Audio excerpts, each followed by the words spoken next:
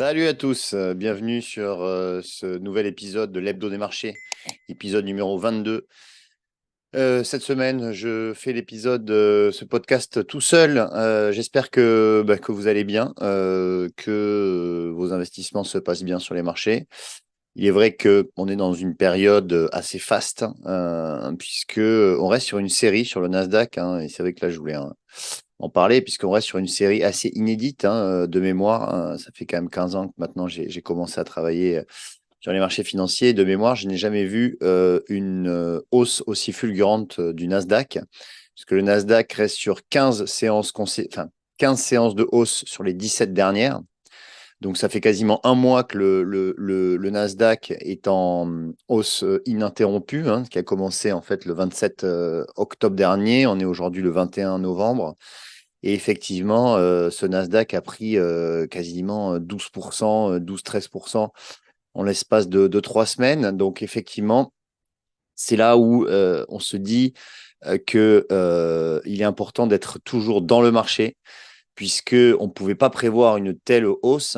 Finalement, en l'espace de 3 semaines, il a récupéré tout ce qu'il a perdu en un mois. D'ailleurs, il a fait hier un nouveau plus haut annuel dépassant les 16 000 points.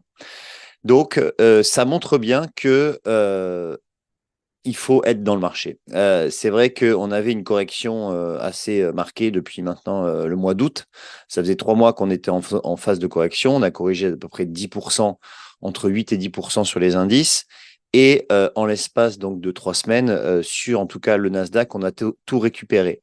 C'est vrai que Wall Street surperforme aujourd'hui les marchés, que ce soit les marchés européens ou les marchés chinois, enfin asiatiques, je veux dire, mais c'est vrai qu'en général, on regarde le marché chinois parce que c'est celui qui sous-performe. Je mets de côté le marché japonais, puisqu'au Japon, on est sur une très belle progression depuis le début d'année. On est dans le même rythme, on suit le même rythme que le marché américain.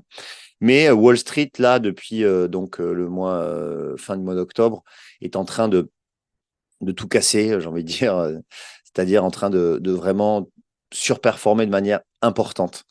Alors pourquoi?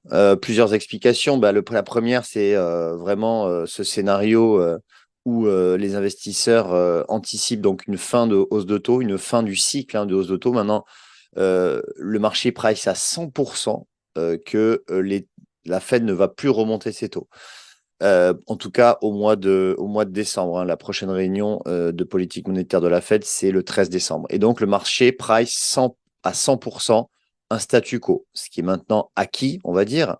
Et maintenant, la question est de savoir quand est-ce que la Fed va baisser ses taux. Donc maintenant, les nouveaux catalyseurs de hausse vont être euh, les premiers indices de baisse de taux pour la Fed, aussi pour la BCE. Alors pour la Fed, on anticipe le mois de mai. Au mois de mai, on a un consensus à plus de 60% pour une première baisse de taux. On n'en est pas encore là, bien évidemment, puisqu'on est au mois de novembre et en 5-6 mois, il peut se passer encore beaucoup de choses. Mais on voit, et notamment la deuxième explication de cette hausse des marchés, c'est le calme et le retour au calme de l'inflation, avec donc une inflation aux États-Unis qui est ressortie à 3,2% pour le mois d'octobre, donc contre 3,7% en septembre. Et donc, du coup, comment dire, ça a conforté l'idée des investisseurs que justement l'inflation est calmée et l'inflation est stabilisée et on va tendre maintenant vers les 2%.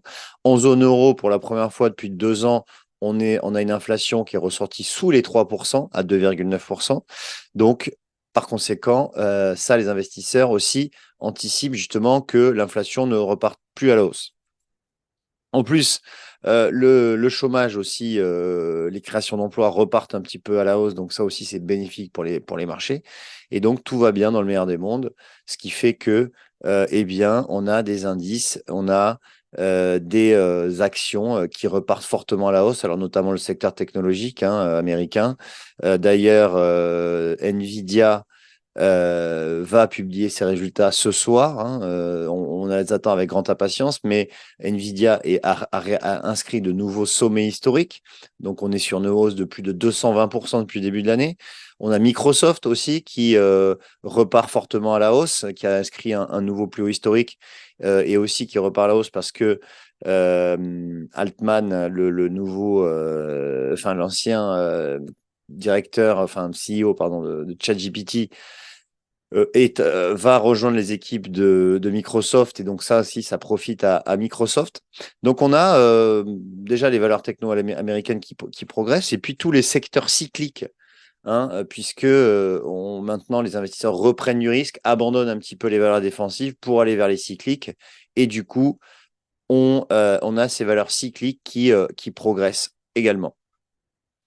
Alors, en deuxième partie de podcast, je voulais justement faire un point sur les résultats, faire un petit bilan des publications de résultats pour le troisième trimestre, pour les sociétés françaises, puisque nous sommes maintenant à la fin de la saison des publications de résultats d'entreprise.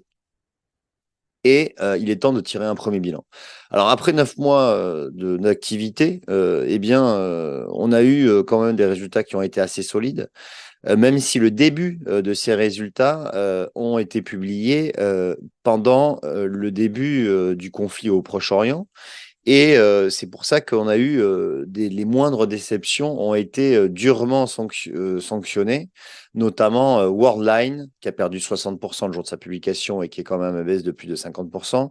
Alstom, qui a perdu aussi 40%. Et Sanofi, aussi Sanofi, qui eh bien, est en fort repli. Voilà. Ensuite, les bonnes nouvelles ont quand même été supérieures aux mauvaises, puisque 75% des entreprises du CAC 40 ont publié des résultats supérieurs ou conformes aux attentes. C'est une belle performance, hein, compte tenu du ralentissement économique, hein, et du faux départ de la Chine. Plusieurs groupes même ont relevé leurs objectifs annuels. Donc, quels sont les groupes qui ont relevé leurs objectifs annuels? C'est Dassault Systèmes, Schneider Electric, Danone, Engie et Publicis. D'ailleurs, les marchés ont bien récompensé ces bons chiffres avec une hausse de plus de 2% le jour de la publication de 16 sociétés du CAC. Du côté des baisses, hors des gringolades mentionnées juste avant, on trouve des déceptions pardon, comme Kering ou Legrand, qui ont eu des chiffres d'affaires qui ont baissé, qui ont reculé assez significativement. Par exemple, Kering a vu son chiffre d'affaires baisser de 14%. Et puis, on a eu des prises de bénéfices assez logiques aussi sur des titres comme Thales ou Safran, qui sont des sociétés qui ont le plus performé depuis le début de l'année, puisque, par exemple, on a un Thales quand même qui prend 16% depuis le début de l'année, par exemple. Safran qui prend, d'ailleurs, Safran est la deuxième meilleure performance du CAC, puisqu'elle prend 37% depuis le début de l'année. Au niveau des secteurs, on a été globalement rassurés par les publications, parce que même si l'activité ralentit, les marchés tendent à se normaliser, hein, après les chocs de la crise sanitaire, hein. Maintenant, ça fait 3 ans et demi, hein, quasiment 4 ans, hein, que la crise sanitaire avait démarré. Et on en sort, et donc les secteurs commencent à se normaliser. Il y a des secteurs qui sont toujours porteurs, comme l'énergie ou l'aéronautique, qui offrent de belles perspectives, notamment le secteur de l'aéronautique, à travers Airbus et Safran, bénéficie toujours d'un environnement favorable, tandis que l'énergie reste un enjeu majeur face aux incertitudes géopolitiques. D'ailleurs, les deux acteurs énergétiques de l'indice français, de l'indice CAC 40, c'est Engie et Total Energy, qui ont affiché des performances solides. D'ailleurs, Engie a publié des résultats records pour ce troisième trimestre. Alors pour 2024, qu'est-ce qu'on peut dire? Eh bien, peu d'entreprises se sont exprimées pour 2024, à l'exception de Capgemini, qui anticipe un fléchissement de son chiffre d'affaires en début d'année prochaine. Le consensus recueilli par FactSet se montre assez optimiste pour 2024, avec une croissance des bénéfices pour une majeure partie des sociétés du CAC 40. Toutefois, des ajustements seront nécessaires. La majorité des entreprises ne devraient plus réussir à augmenter leurs prix effectivement, c'est le fameux pricing power.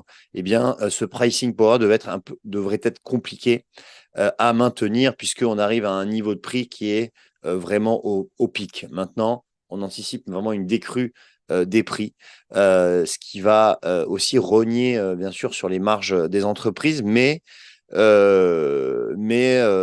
effectivement, on anticipe quand même une croissance des bénéfices et du chiffre d'affaires pour la majorité des entreprises. Voilà, donc bien évidemment, maintenant, on va finir l'année, hein, on va dire à partir du 15 décembre, l'année boursière est quasiment terminée. Donc, il nous reste 3 semaines avant de clôturer cette année qui aura été positive, voire très positive pour certaines valeurs, pour certains secteurs. Je vais bien évidemment faire un récap de 2023 et ouvrir des perspectives pour 2024. Donc ça, je le ferai en fin d'année. Voilà. Après, ce qu'on attend cette semaine, hein, parce que là, c'est l'hebdo des marchés, on parle quand même de ce qui se passe cette semaine. Cette semaine sera peu fournie en termes de publication, en termes de statistiques macroéconomiques, puisqu'on attend que le compte-rendu de la réunion de la Fed du 1er novembre. Et puis, on a quelques chiffres macro, notamment les ventes au détail aux États-Unis. Mais pas grand-chose, sachant que c'est une semaine tronquée aux États-Unis parce que c'est une semaine de Thanksgiving. Donc jeudi, les marchés seront fériés aux États-Unis. Vendredi, ça va réouvrir. Et justement, vendredi, on aura les PMI, hein, les fameux directeurs d'achat, qu'on commentera d'ailleurs avec Marc Toiti la semaine prochaine, puisque la semaine prochaine, ça sera un podcast que je ferai avec Marc pour justement parler plus macroéconomie et économie au global. Voilà. Donc, j'espère que eh bien, ça vous a plu, ce podcast. N'hésitez pas à liker si ça vous a plu et j'attends aussi vos commentaires si vous avez des commentaires. D'ailleurs, si vous souhaitez que je parle d'une société en particulier, n'hésitez pas à le mentionner et j'en parlerai avec grand plaisir. Voilà. D'ici là, portez-vous bien. Je vous souhaite une très bonne semaine et je vous dis à la semaine prochaine. Salut. Ciao.